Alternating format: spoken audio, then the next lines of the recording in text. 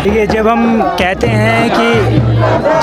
हैं कि new education policy है, यानी कि उसमें कुछ नया होगा, तो हम ये सोचने की कोशिश करें, अगर खोजने की कोशिश करें कि इसमें नया क्या है, तब हमें मालूम चलेगा कि सही में ये इम्प्लीमेंट करने लायक कोई एजुकेशन पॉलिसी है कि नहीं है। तो हमें ये बात मालूम चलती है, पुरानी अलग अलग एजुकेशन पॉलिसी को खंगालते हुए जब हम आगे बढ़ते हैं तो सब में एक समानता दिखती है। उस एक समानता ये है कि आपने जो समाज के सबसे जो हाशिए के नीचे छात्र हैं उनके लिए आपने कुछ नहीं किया। जो एक दोहरी शिक्षा नीति जो प्राचीन काल से चली आ रही है और जिसको आज़ादी के बाद भी बनाए रखा गया, दोहरी शिक्षा नीति में जिसको हम कहते हैं कि अमीरों के बच्चे जाएंगे प्राइवेट स्कूल और गरीबों के बच्चे जाएंगे सरकारी स्कूल, यानी कि इंदिरा गांधी जी जो नेहरू जी की प्रथम प्रधानमंत्री जी को बेटी थी वो जाएंगी मॉडर्न स्कूल बाराखंबा रोड, और बाकी उन्हीं की उम्र की बहुत सारी महिलाएं जाएंगी जो गांव जवार में जो छोटे मोटे जो सरकारी स्कूल है जहाँ पे जो हमारी माताएं थी या जो घर के लोग थे वो अपना स्कूल साथ में लेके जाया करते थे, यानी कि जो दरी या टाट पट्टी हम जिसको कहते हैं वो बक्से में टाट पट्टी रखे और साथ में लेके चले गए। तो एक ये स्कूल व्यवस्था है और एक जो प्राइवेट स्कूल की व्यवस्था है, यानी कि इसमें क्या इस नया एजुकेशन पॉलिसी ने इसमें क्या अटैक करने की कोशिश की, क्या इस दोहरी शिक्षा नीति को ख़त्म करने की कोशिश की गई, वो हम पाते हैं कि वैसा इसमें कुछ नहीं किया गया। तमाम तरह के सरकारी स्कूलों की स्थिति वैसी की वैसी बदहाल पड़ी है, उनको सुधारने के लिए ना नया फंड दिया जा रहा है और ना ही प्राइवेट स्कूलों पे कंट्रोल किया जा रहा है। हम पाते हैं कि प्राइवेट स्कूलों की संख्या लगातार और बढ़ रही है। अब प्राइवेट स्कूल रहेगा और सरकारी स्कूल रहेगा तो जाहिर सी बात है जिनके पास पैसा होगा वो अच्छे शिक्षा की उम्मीद में प्राइवेट स्कूल में जाएंगे और अच्छे मार्क्स और अच्छा एजुकेशन खरीदेंगे, और जिनके पास नहीं है जो यानी गरीबों का हिस्सा है, जो शहरों में रहने वाले जो शहरी मजदूर है, उनका बच्चा फिर कहाँ पढ़ेगा?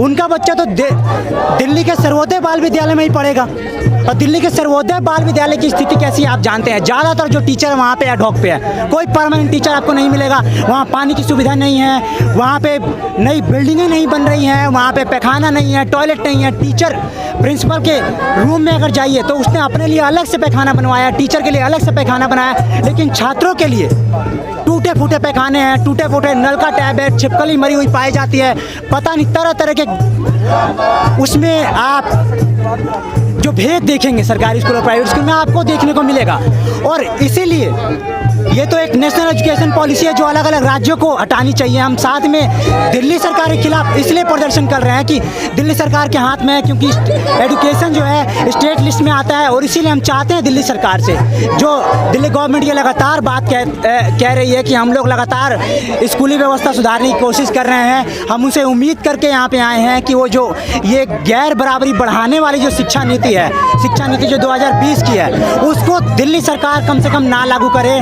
और साथ ही साथ हम ये भी जो मांग करते हैं, जो दिल्ली गवर्नमेंट के अंदर जो स्कूल है जिसमें तरह तरह के डिवीज़न है पहले से ही, यानी कि जो स्टेट गवर्नमेंट में जो नौकरियां चल रही हैं उनके बच्चे प्रतिभा में पढ़ेंगे, जो सेंट्रल गवर्नमेंट के जो बच्चे हैं उनके बच्चे केवी में पढ़ेंे, बाकी जो शहरी मजदूर के जो बच्चे हैं उनके बच्चे जाएंगे सर्वोदय बाल विद्यालय में। तो क्यों नहीं दिल्ली गवर्नमेंट एक ऐसी शिक्षा नीति लाती है जिसपे सभी जो समाज के जो सबसे आप दबे हुए हिस्से हैं उनको और समाज में जो ऊपर पहुंचे वाले हिस्से सबको एक समान आप शिक्षा दें, जो आपकी पॉलिसी में भी रहा है कि हम स्कूली व्यवस्था सुधारेंगे। उसका सुधारने का एकमात्र रास्ता है कि बच्चा चाहे उनके विधायक का हो या प्रधानमंत्री जी का हो, चाहे मुख्यमंत्री जी का हो, चाहे उनके ऑफिस में काम करने वाले दिल्ली सेक्रेटेरिएट में काम करने वाले चपरासी का बच्चा हो, दोनों एक समान स्कूल में पढ़े, तभी हम ये कह पाएंगे कि सर ये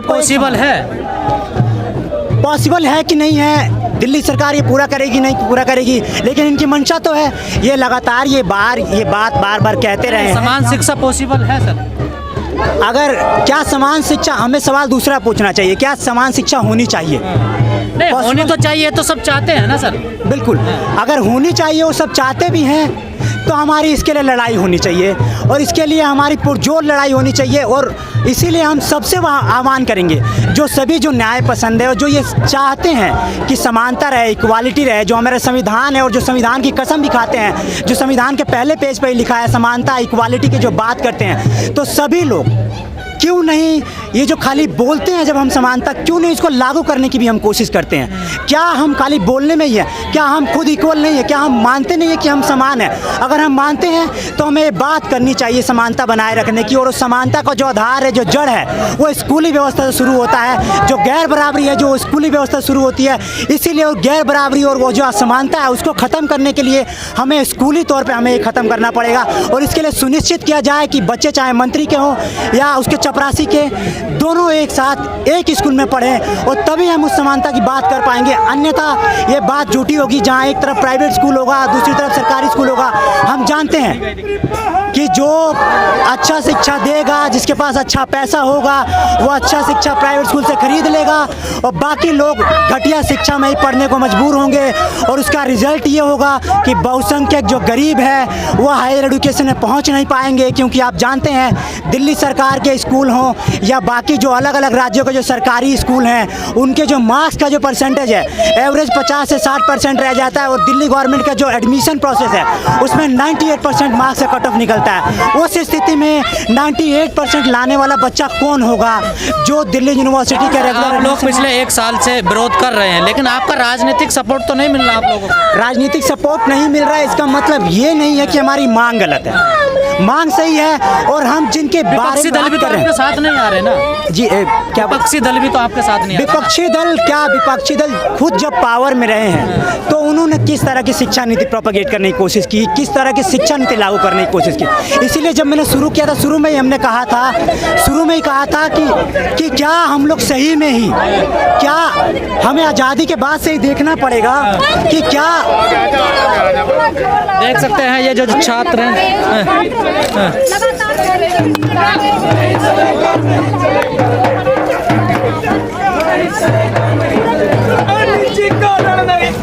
जाहिर सी बात है, हम एक ऐसे अभी समय में है जहाँ पे मीडिया, प्रचार तंत्र, जिसका इस्तेमाल सरकार अपने पक्ष में करती है। ऐसा नहीं कह रहे कि पिछली जो सरकारें रही उन्होंने नहीं किया, उन्होंने भी किया, लेकिन जिस कदर अभी की सरकार जो कर रही है इसका उपयोग, और किस तरह से इन मुद्दों को जो लोगों के जीवन से जुड़े हुए हैं, इनको कैसे सामने ना आ पाए, ये लोग कैसे सरफेस पे ना आ जाए, तो इनको काउंटर करने के लिए तरह तरह के तरीके अपनाए गए हैं, जिसमें इनका अपना एक संगठन है। वो संगठन लगातार जो हिंदू मुस्लिम की बात करेगा, या जो इनकी मीडिया है, वो मीडिया लगातार इस तरह के मुद्दे लाने की कोशिश करेगी जो जनता के जीवन से जुड़े हुए नहीं हैं। और इनको ये भी मालूम है कि जनता, जाहिर सी बात है, उतनी समझदार नहीं है, उतनी पढ़ी लिखी नहीं है, ना ही उनके पास उतना समय है कि सरकार अगर कुछ सगुफा छोड़ रही है या कुछ बात कह रही है तो उस पर जाकर तुरंत रिसर्च करे, विकिपीडिया खोले कि ये बात सही है कि गलत है। ना ही उनके पास इतना समय करने के लिए, तो इसका इस्तेमाल भरपूर सरकार कर रही है। और लगातार उन जो रोज़ाना के मुद्दे, लोगों के इलाज का मुद्दा हो गया, राशन का मुद्दा हो गया, भुखमरी आन पड़ी है एक ऐसे देश में जो पूरी दुनिया को खाना खिलाने की औकात रखता है, वहाँ के लोग भूखे मर रहे हैं, पढ़ाई नहीं मिल रही है, इलाज नहीं मिल रहा है, नौकरी नहीं मिल रही है, इनको छुपाने के लिए सब आपको नहीं लगता कि भारत में जो शिक्षा है वो मुनाफे का सौदा बन चुका है? मैं इस बात पे आने ही वाला था कि ये मुनाफे का सौदा बन चुका है। बहुत लोग नियो लिबरल पॉलिसी आई, इसका जिक्र करते हैं कि किस प्रकार जब इन्होंने हवा दिया एक तरह से नियो लिबरल पॉलिसी ने, कि आप अलग अलग सेक्टर में पैसा लगाइए, क्योंकि पूंजीपति जो थे अलग अलग सेक्टर में पैसा लगा रहे थे, अब उनको कुछ सेक्टर से पैसा मिलना बंद हो गया, तो अब वो और दूसरे नए सेक्टर जो सरकारी सेक्टर है उनको ढूंढ रहे हैं। बैंकिंग हो गया, स्वास्थ्य व्यवस्था हो गई, शिक्षा व्यवस्था हो गई, तो इसमें आप कैसे मुनाफा कमाएंगे? आपने जगह जगह से तो पैसा निचोड़ लिया है, मज़दूरों से आपने पैसा निचोड़ लिया है, मज़दूरों का अति शोषण कर करके आप उनका जितना भी पैसा आपको निचोड़ना था निचोड़ लिया। आपके पास और सोर्स क्या है? तो आप अलग अलग सेक्टर में आप घुस रहे हैं, जिसमें एक एजुकेशन इम्पॉर्टेंट सेक्टर है, और एजुकेशन में आप घुसे हैं। और कैसे घुसे हैं ये बहुत ही इम्पॉर्टेंट है, कैसे ये लोग करते हैं कि चीज़ें प्राइवेट हो जाए, प्राइवेट एजुकेशन हो जाए, इनका इसके पीछे सीधे सीधे एक चाल है। ये लोग गवर्नमेंट जो स्कूल है उनकी शिक्षा स्तर तो बहुत ज़्यादा ख़राब है, ये तो आप भी जानते हैं। यही एक चाल है प्राइवेटाइजेशन को बढ़ाने के लिए। हम कैसे कहेंगे कि प्राइवेटाइजेशन अच्छा है, या प्राइवेट कंपनी कैसे कहेगी कि प्राइवेटाइजेशन अच्छा है? उसके लिए ये लोग सरकार को, जो सरकारें बनाते हैं, जैसे अंबानी, अडानी, निजी ने मोदी को बनाया, उनके प्रचार तंत्र में खूब पैसा लगाया। 2014 से पहले मेरे गांव में कोई नहीं जानता था मोदी जी को, एकाएक सब जानने लगे क्योंकि 4500 करोड़ रुपए खर्चा हुआ उनके प्रचार पे। आज अगर वो कहीं जा करके दूसरे राज्य में प्रचार कर रहे हैं, भाषण दे रहे हैं, तो शाम को कंफर्म है कि वो अपने घर पे ही जा करके रात को खाना खाएंगे, क्योंकि उनको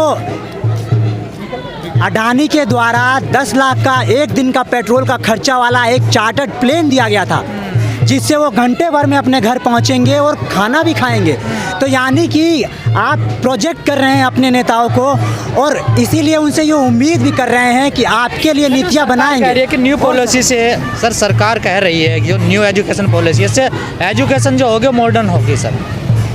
मॉडर्निटी कैसे है? आप मॉडर्न तो बहुत सारी चीज़ें हो